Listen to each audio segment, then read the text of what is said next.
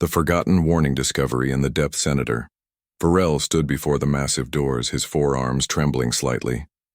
The chamber had been sealed for so long that dust covered every surface like a gray blanket. His species, the Morvathi, had served the Galactic Senate for 12,000 years, yet he had never seen this place. Nobody had. "Are you certain about this?" asked Commander Thrace, her crystalline body reflecting the dim corridor lights. She was a luminari, beings made of living energy contained in transparent shells. Her people kept records better than anyone in the known galaxy. "The coordinates were clear," Varel replied, checking his data tablet. "The ancient archives mentioned this vault exactly 3 times in 80,000 years of records. Each time it was marked with the highest security classification. Behind them stood a team of archaeologists, historians, and security personnel from 6 different species. They had spent months getting permission to open this chamber. The Galactic Senate had almost refused, but recent events forced their hand. The galaxy was dying. Not slowly, not peacefully. Something was destroying entire star systems. The enemy called themselves the Collective, a species of pure energy that consumed stars for fuel. They had already destroyed 40 systems in 2 years. Nothing stopped them. No weapon worked. No negotiation succeeded. The Senate was desperate. Thrace stepped forward and placed her hand on the ancient locking mechanism. Technology from 80 millennia ago should not work anymore, but somehow the door recognized her energy signature. The locks disengaged with sounds like thunder. The doors swung open, revealing darkness beyond. Lights flickered on automatically, illuminating a chamber the size of a small city. Varel gasped. The walls were covered in writing, thousands of languages, most of which no longer existed. In the center stood a single pedestal with a metallic container. "By the stars," whispered Dr. Kenther, the team's lead archaeologist. His species, the Vethkir, had 6 eyes that could see multiple spectrums of light. "This writing, it is a warning." "A warning about what?" Varel asked, moving closer. Kenther's translator struggled with the ancient text. "It speaks of guardians, protectors who fought something called the Devourers. It says—" He paused, his eyes widening. "It says the Devourers consumed energy itself. Stars, planets, even other species." Thrace's form brightened with realization. "The Collective. They are not new. They were here before." Varel reached the pedestal and carefully opened the container. Inside lay several data crystals and a single metal plate. The plate bore an inscription in a language his translator could read perfectly. It was Galactic Standard, the universal language created 80,000 years ago. He read aloud, "To those who find this, know that we fought so you could live. We, the people of Earth, defenders of the 3rd spiral arm, have sealed away the knowledge of how we defeated the Devourers. We did this not to hide our victory, but to protect you from seeking us. We are leaving the galaxy. Do not follow. Do not search. Do not remember. If the Devourers return and you truly have no other choice, then you may open this vault. Inside you will find our warning and our location. But know this, we will not return willingly. We chose isolation. We earned our rest. Come to us only if you are prepared to respect that choice." Signed, the Unified Earth Alliance, year 2847 post-Exodus. Silence filled the chamber. "Earth," Thrace said softly. "I have heard this name before. In the oldest records. They were founding members of the First Galactic Senate." Varel activated the data crystals. Holographic images filled the air around them. They showed humans, bipedal creatures with varied skin tones and remarkable diversity. The images showed battles, massive fleets, weapons that bent reality itself. The humans had fought something that looked exactly like the Collective, and they had won. The lost history back at the Galactic Senate headquarters, Varel presented his findings to the full assembly. 10,000 representatives from 8,000 species filled the Grand Hall. The noise was deafening as everyone spoke at once. "Order!" shouted High Chancellor Morvex, his voice amplified to overcome the chaos. The Chancellor was an Exari, a species that lived for 300 years and valued patience above all else. "Senator Varel will explain his discovery." Varel activated the holographic display. Images of humans and their battles against the Devourers filled the space above the assembly floor. Gasps echoed through the hall. 80,000 years ago, Varel began. Humanity fought and defeated an enemy identical to the Collective we face today. According to these records, humans were not just members of the Galactic Senate. They were its founders. They established the first treaties, created Galactic Standard, and built the foundation of our civilization? Impossible, declared Senator Thrix of the Cormandi Union. Our historical records show nothing of this because humanity erased themselves from our history, Vrel continued. After defeating the Devourers, they left the galaxy. The records are clear. They wanted to be forgotten. They sealed their knowledge, erased their presence from our databases, and disappeared behind some kind of barrier. Commander Thrace stepped forward. I have spent the last 3 days reviewing every ancient archive in our possession. Humans appear in our oldest records, but only briefly. Every mention of them ends abruptly 80,000 years ago. It is as if someone deliberately removed them from our history. Why would they do such a thing? Asked High Chancellor Morvex. Vrel displayed the metal plate's inscription. According to their message, they earned their rest. They chose isolation. They did not want to be disturbed. But they left us the means to find them, Thrace added. The data crystals contain coordinates. Earth's location is hidden behind an energy barrier in a region we have always avoided. We called it the Dead Zone. Senator Carvin stood, his reptilian features showing concern. If humans were powerful enough to defeat the Devourers, why did they leave? Why not stay and protect the galaxy? Vrel pulled up more data. According to these files, the war against the Devourers lasted 200 years. Humanity lost billions of their people. Thousands of their worlds were destroyed. The records suggest they won, but at such a cost that they could not continue. They left the galaxy to heal, to rebuild, to remember what they had lost. And now we need them again, said the Chancellor quietly. The assembly erupted in debate. Some argued that humanity should be left alone, that disturbing them violated their clearly stated wishes. Others insisted that the survival of 8,000 species outweighed the desires of one. The argument lasted for hours. Finally, Chancellor Morvex called for a vote. All those in favor of sending a delegation to Earth to request assistance? The vote was close, but the motion passed. The galaxy needed help, and humanity was their only hope. Journey to Earth. The exploration vessel. Unity's Hope was the finest ship in the galactic fleet. It carried representatives from 12 species, all chosen for their diplomatic skills and scientific knowledge. Vrel led the delegation with Commander Thrace as his second. They had been chosen because they found the vault. They knew more about humanity than anyone alive. The journey to the Dead Zone took 3 weeks. During that time, Vrel studied everything they had recovered from the vault. He read about human culture, their philosophy, their history.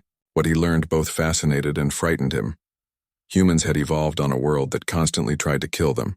Predators, diseases, natural disasters, they survived it all. Then they nearly destroyed themselves in wars that killed millions. Somehow they found peace, but they never forgot how to fight. They are warriors, Vrel told Thrace one evening as they reviewed the data. Not by choice, but by necessity. Their world made them strong because the weak did not survive. Do you think they will help us? Thrace asked. Vrel looked at an image of Earth, a blue and green world covered in oceans and continents. I do not know, but I hope they remember what it means to protect others. On the 21st day, Unity's Hope reached the Dead Zone. Sensors immediately detected the energy barrier that surrounded an entire star system. It pulsed with power that made their instruments struggle to maintain readings. Can we penetrate it? Vrel asked the ship's captain. Captain Zorvath, a veteran of 40 years of space exploration, shook his head. Not with our current technology. That barrier would destroy us if we tried to force through it.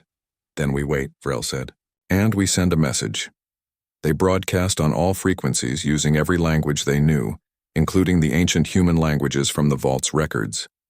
The message was simple. People of Earth, we are the Galactic Senate. We come in peace seeking your help. The Devourers have returned. We need you. For 2 days there was no response. On the 3rd day the barrier flickered. A section opened, revealing a path into the system. A voice spoke in perfect Galactic Standard, though the accent was strange and powerful. Galactic Senate vessel, you are cleared to approach Earth. Follow the designated flight path exactly. Any deviation will result in immediate destruction. Welcome to the Sol system. We have been expecting you. The crew exchanged nervous glances. Vrel felt his heart beating faster. After 80,000 years, humanity had been waiting for someone to find them. Unity's Hope entered the Sol system, and what they saw took their breath away. The hidden empire Earth's star. called Sol, burned bright and steady in the center of the system. Around it orbited 9 planets, and every single one showed signs of massive development. Space stations the size of moons dotted the system. Orbital rings surrounded several planets. Ships moved between worlds in numbers that defied counting. "How many people live here?" whispered Dr. Salkeith, the delegation's xenobiologist. The ship's computer calculated based on energy signatures and habitat sizes. Estimated population: 800 billion humans distributed across 12 planets, 400 major orbital habitats, and several thousand smaller installations. 800 billion. The number was staggering. The entire Galactic Senate represented only 6 trillion beings across 8,000 species. Humanity alone numbered nearly 1 trillion, all in one star system. They did not just survive, Thrace said, her form glowing with amazement. They thrived. A sleek human vessel approached them, moving with grace that suggested technology far beyond anything in Senate space. Its design was aggressive, built for war, covered in weapons that made military experts in the delegation nervous. Unity's Hope. This is Earth Defense Ship Valiant. You will dock at Gateway Station. A welcoming committee is waiting. Please do not activate any weapon systems or defensive shields. Our automated defense network is extremely sensitive. Vrel noticed the threat hidden in the polite words. One wrong move and they would be destroyed before they could react. Gateway Station was enormous, a rotating wheel that created artificial gravity. The docking bay alone could fit 30 ships the size of Unity's Hope. As the delegation disembarked, they saw humans for the first time in person. They were shorter than most species, averaging between 5 and 6 feet tall. Their skin came in shades of brown, tan, pink, and black. Their eyes showed intelligence and something else, a hardness that came from surviving impossible challenges. A woman stepped forward, wearing a formal uniform covered in symbols Vrel did not recognize. She had dark skin and gray-streaked hair tied back in a practical style. Her eyes were sharp, missing nothing. "Welcome to Earth," she said, her voice carrying authority that commanded respect. "I am Admiral Chen Astra, Supreme Commander of the United Earth Defense Force. On behalf of humanity, we acknowledge your arrival and your request for assistance." Vrel bowed, a gesture of respect his species used for leaders. "Admiral, I am Senator Vrel of the Galactic Senate. We are honored to meet you. Your people's history is our own business," Chen interrupted, though not rudely. "You came here for a reason, Senator. The message mentioned devourers. We know that name. We know what it means. Come. We have much to discuss, and time is something we do not have in abundance." The delegation followed Admiral Chen through corridors that were clean, efficient, and functional. No unnecessary decoration. Everything served a purpose. They passed windows showing Earth below, that beautiful blue world, and Vrel understood why humans had fought so hard. This was a world worth protecting. The conference room had a large table and chairs designed to accommodate different species. Admiral Chen sat at the head of the table, flanked by other humans, military officers, scientists, and what appeared to be government officials. 8,000 years ago, Chen began without preamble.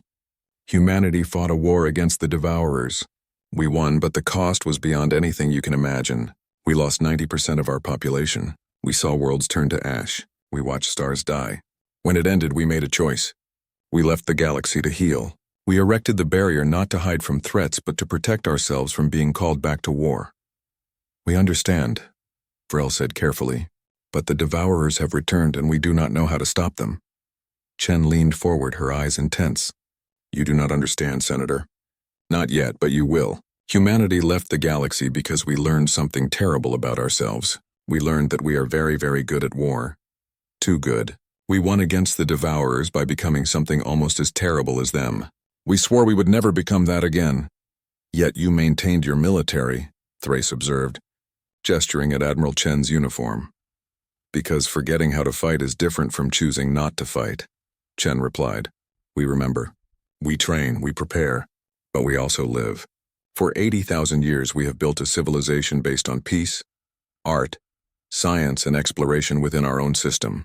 We are not the same humans who left the galaxy.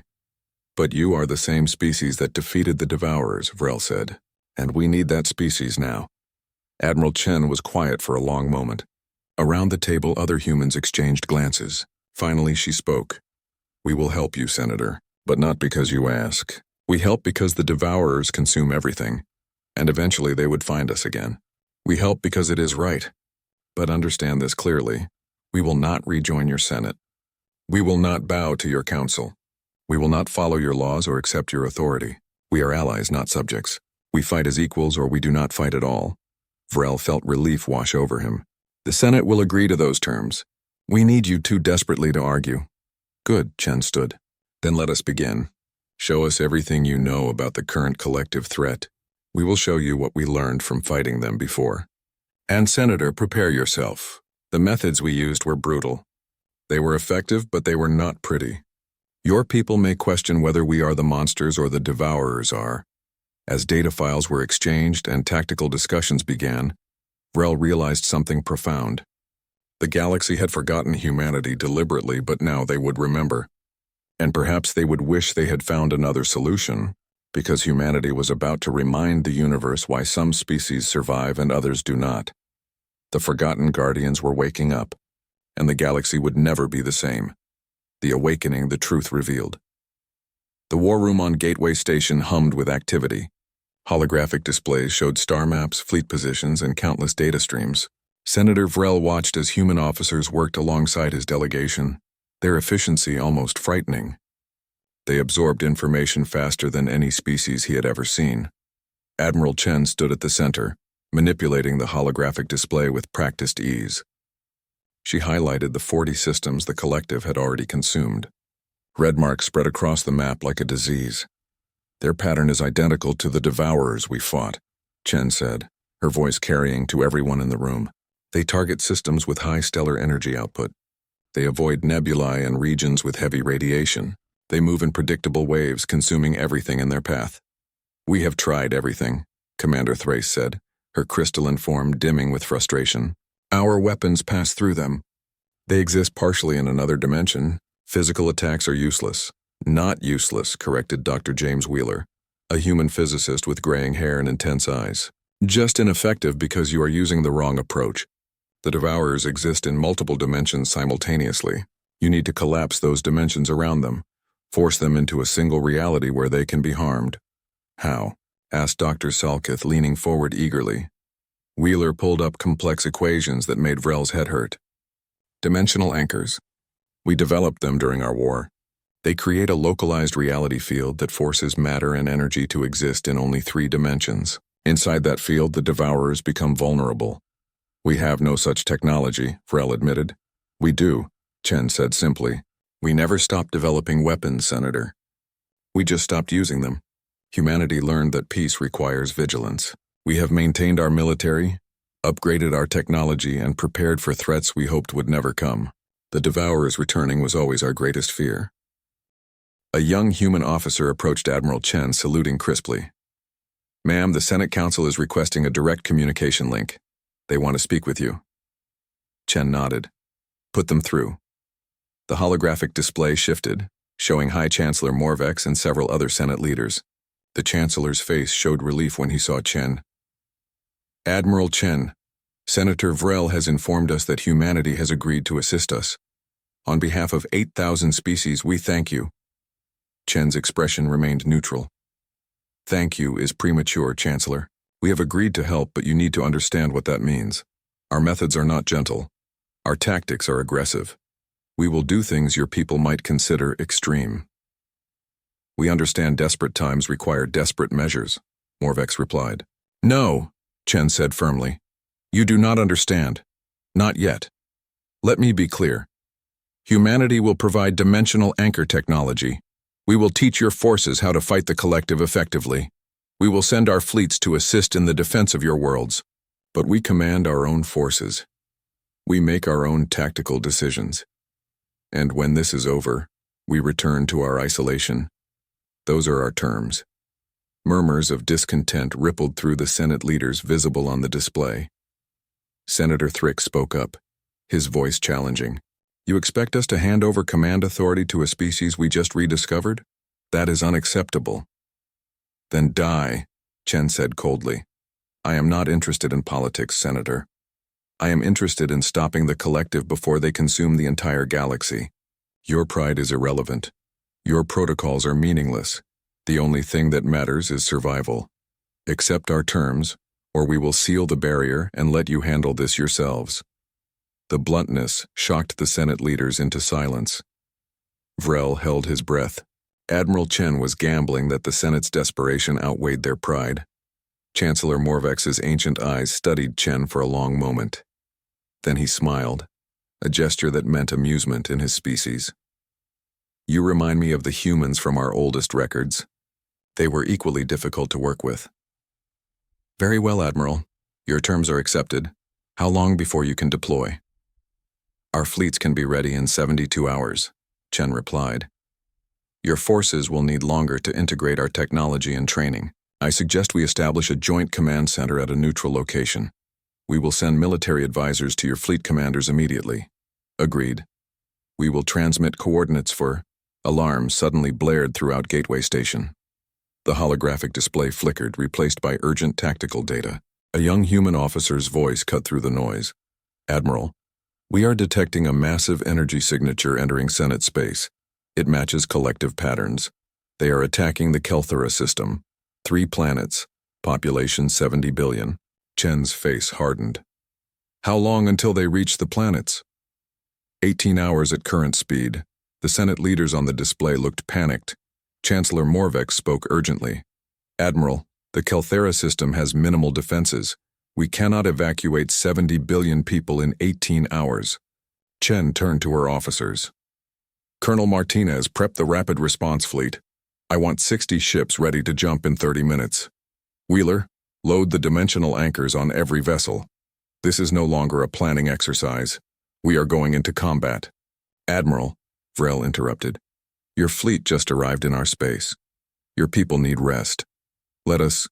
"Senator," Chen's voice cut through his objection like a blade. "My people have been training for this fight for 80,000 years. We do not need rest. We need targets. Colonel, move." The war room exploded into controlled chaos.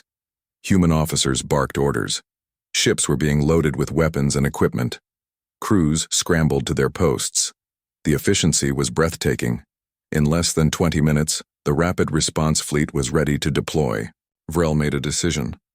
"Admiral, I am coming with you." Chen looked at him, evaluating. "This will be dangerous, Senator. I cannot guarantee your safety." "I need to see this," Vrel replied. "My people need to understand what humanity is capable of. I will bear witness." "Very well. Commander Thrace, you are also welcome if you wish." Thrace's form brightened. "I will accompany you." The fleet consisted of 60 warships, led by the massive dreadnought called Defiant Dawn. Each ship was armed with dimensional anchors and weapons designed specifically to fight the collective. The fleet jumped into hyperspace, the journey to Kelthera taking 12 hours. During those hours, Vrel watched human crews prepare for battle. There was no fear, no hesitation. They checked weapons, reviewed tactics, and prepared themselves mentally. Some prayed to various human deities. Others listened to music. A few slept, knowing rest before battle was valuable. Colonel Sofia Martinez found Vrel in the observation deck, watching the stars blur past. She was a tall woman, with dark hair and calm eyes. She carried herself like someone who had seen combat many times. "Senator, you should know what you are about to see," Martinez said quietly. "Human warfare is not like Senate battles. We do not fight for honor or glory. We fight to win as quickly as possible, which means we do things others might consider brutal." "What kinds of things?" Vrel asked. "We target command structures first. We use overwhelming force. We do not give the enemy time to adapt or retreat. When we engage, we commit completely, and we accept casualties as necessary costs." Martinez paused. "Your people have not fought a real war in thousands of years. You have forgotten what it costs." "Humanity has not forgotten?" "We cannot afford to," Martinez replied. "War is in our history, our culture, our very identity as a species. We spent 10,000 years fighting each other before we reached the stars. We learned every lesson about combat the hard way, written in the blood of billions. Those lessons saved us against the Devourers. They will save your people now." When the fleet dropped out of hyperspace at Kelthera, the scene was worse than anyone expected. The collective had already reached the outer planet. Energy beings, massive and terrible, were consuming the world itself. The planet's crust cracked and broke as stellar energy was drained directly from its core.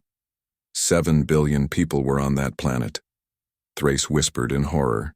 "Were," Admiral Chen's voice came through the communication system. "All fleet units activate dimensional anchors. Target designation Alpha through Zeta. Fire on my command. Make every shot count. For everyone who cannot fight back, we fight." The anchors activated, creating spheres of forced reality around clusters of collective entities. The energy beings suddenly became visible, solid, vulnerable. Human warships opened fire with weapons that made space itself scream. Missiles, particle beams, kinetic rounds traveling at relativistic speeds. The collective entities, caught off guard by suddenly being forced into three-dimensional space, tried to adapt. They were too slow. The human fleet tore through them like a blade through water. Ships moved in coordinated patterns, covering each other, concentrating fire, destroying targets with brutal efficiency. The collective began to retreat, attempting to leave the system. "Do not let them escape," Chen ordered. "If they report our tactics to their main force, we lose our advantage. Destroy them all." It was not a battle. It was an execution. Within 2 hours, every collective entity in the Kelthera system was destroyed. The remaining 2 planets were saved. 43 billion people lived because humanity remembered how to fight. But the cost was visible in Admiral Chen's eyes as she surveyed the damage. The outer planet was dead, stripped of all energy, a barren rock floating in space. 7 billion beings had died before the fleet arrived. "We were too late," Chen said quietly, addressing her crew. 7 billion people died today because we were not here sooner. Remember their faces. Remember their names if you can learn them. They are why we fight. Not for glory, not for honor, for the simple right of others to live. The New Alliance. The victory at Kelthera changed everything. News spread through Senate space faster than light-speed communications. Humanity had done what 8,000 species could not. They had defeated the collective in open combat. The Senate convened an emergency session.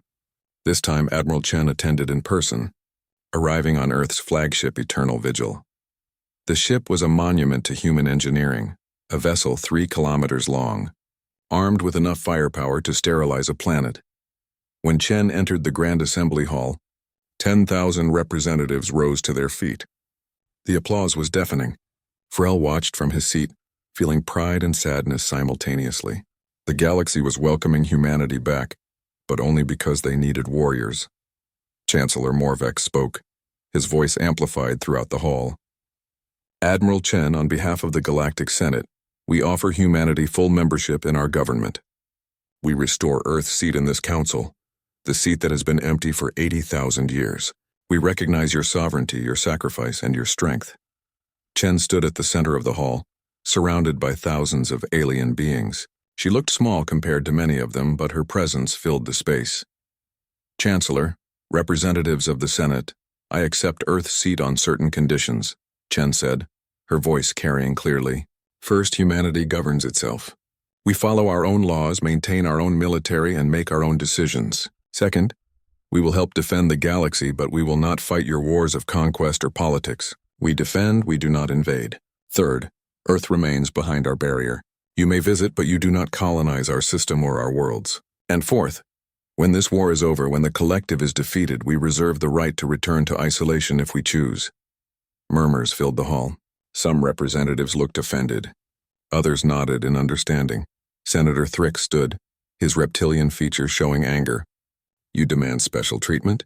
Equal membership means equal responsibility and equal authority." "I demand respect for our sacrifice," Chen replied firmly. "Humanity left this galaxy to heal. We isolated ourselves to avoid being dragged into conflicts that were not ours to fight. We built a civilization based on peace. Now you ask us to become warriors again, to risk our people, to remember the darkness we worked so hard to forget. We will do it because it is necessary, but we will not surrender our freedom in the process. What makes humanity so special?" Thrix challenged. Why should you receive privileges no other species has? Chen's eyes hardened. Because we are the species that defeated the Devourers the first time. Because we are the species that just saved 43 billion of your people. Because we are the species that remembers how to fight when everyone else has forgotten. And because, Senator, if you refuse our terms, we will seal our barrier and you will face the collective alone. Those are the facts. You need us more than we need you. The bluntness should have offended everyone, but instead it commanded respect. Chancellor Morvex raised his hand for silence. Admiral Chen is correct, he said. We need humanity. Not as subjects, but as allies. I vote to accept Earth's conditions. The vote was not unanimous, but it passed. Humanity officially rejoined the Galactic Senate, but on their own terms. Earth's ancient seat was restored, and Admiral Chen became humanity's representative. Over the next months, the war against the collective intensified. Human military advisors worked with Senate forces, teaching tactics that had been forgotten or never learned. Dimensional anchor technology was distributed throughout the galaxy. Joint task forces combined human aggression with alien ingenuity. The battles were brutal. The collective adapted, learning from each engagement. But humanity adapted faster. They introduced new tactics constantly, keeping the enemy off balance. Ambushes, feints, coordinated strikes across multiple systems simultaneously. Vrel participated in many of these operations, serving as liaison between human forces and Senate military command. He learned to think like a human commander, to see opportunities where others saw only risk, to understand that sometimes the boldest action was the safest. During one briefing, Colonel Martinez explained a concept that defined human warfare. We call it calculated aggression, she said, showing tactical displays to a room full of alien officers. You identify your enemy's weakness, you strike it with overwhelming force, and you do not stop until the enemy is destroyed or routed. Hesitation gets people killed. Caution loses wars. You must be willing to take casualties to inflict greater casualties on the enemy. That is barbaric, protested a Kelvin officer. That is survival, Martinez replied. Your people have lived in peace for so long. You have forgotten that war is not about being civilized. War is about winning before the enemy destroys everything you love. Barbarism is allowing the collective to consume inhabited worlds because you were too polite to fight dirty. The words were harsh, but they were true. Senate forces began adopting human methods, aggressive patrol routes, preemptive strikes on collective gathering points, rapid response teams that deployed within hours of detection. The tide of the war began to turn. 6 months after humanity rejoined the galaxy, the collective launched a massive assault on the Senate capital world Concordia. 500 collective entities, the largest concentration ever seen, descended on the system. The defense fleet numbered 300 ships, a mix of human and Senate vessels. Admiral Chen commanded from the Eternal Vigil. Every species that could send reinforcements did. This was not just a battle for Concordia. It was a battle for the survival of galactic civilization. Vrel stood on the bridge of the Eternal Vigil, watching as the collective approached. The energy beings moved like a swarm, their forms shifting and changing, existing partially in multiple dimensions. All ships, activate dimensional anchors on my mark, Chen ordered, her voice calm despite the situation. Remember your training. Focus fire, protect your wingmen, and do not be afraid. Fear is what they want. Show them what happens when they attack people under our protection. The battle lasted 14 hours. It was the longest, bloodiest engagement of the war. Ships exploded on both sides. Crews died protecting their comrades. The space around Concordia became a graveyard of wreckage and energy, but the defense held. Human tactics and Senate determination proved stronger than collective numbers. When the last enemy entity was destroyed, the fleet had lost 97 ships. Tens of thousands dead, but Concordia survived. Admiral Chen stood before the Senate 1 week later, her uniform bearing scorch marks from a hull breach that had nearly killed her. She looked exhausted but unbowed. We won, she said simply, but this war is not over. The collective still controls 40 systems. They still threaten hundreds of worlds. We need to take the fight to them. We need to find their source, their origin point, and we need to destroy it. You are asking us to invade? Chancellor Morvex asked. I am asking you to end this, Chen replied. Defense is not enough. We can win every battle and still lose the war if they keep coming. We need to cut off the head of the snake. Senator Thrick stood, and to everyone's surprise he spoke in support. Admiral Chen is correct. For months I opposed humanity's methods. I thought them barbaric and extreme. But I watched them save my homeworld 2 weeks ago. I watched human crews die to protect people they had never met. I vote to authorize an offensive campaign into collective territory. The vote was unanimous. The final stand. The invasion fleet gathered at the edge of known space. 3,000 ships from 200 species united under a single purpose. Admiral Chen commanded the operation, with Senate officers serving as her staff. It was the largest military force assembled in 80,000 years. Rel stood beside Chen on the bridge of the Eternal Vigil as the fleet prepared to jump into the unknown. The coordinates they had were based on tracking collective movements backward, finding the pattern that led to their source. "Are you afraid, Senator?" Chen asked quietly. "Terrified," Vrel admitted. "We are about to jump into the heart of enemy territory with no guarantee we can win." "Then you understand warfare," Chen said with a slight smile. "Fear is not weakness. Fear is your mind telling you this matters. Use it." The fleet jumped. They emerged in a system unlike anything Vrel had ever seen. The star at the center was dying, drained of energy by millions of collective entities. Around it orbited structures that defied physics, constructs of pure energy that served as breeding grounds for new collective beings. "That is their home," Dr. Wheeler said from his science station. "They are not invading. They are spreading. Like a virus looking for new hosts. Can we destroy it?" Chen asked. "If we can get dimensional anchors close enough to those structures, yes. But the collective will defend them with everything they have." Chen studied the tactical display. 3,000 ships against millions of collective entities. The odds were impossible. She should order a retreat, regroup, find another way. Instead, she opened a fleet-wide channel. "All ships. This is Admiral Chen. You see what we face. You understand the odds. I will not order you to fight this battle. Any ship that wishes to withdraw has my permission. No one will judge you.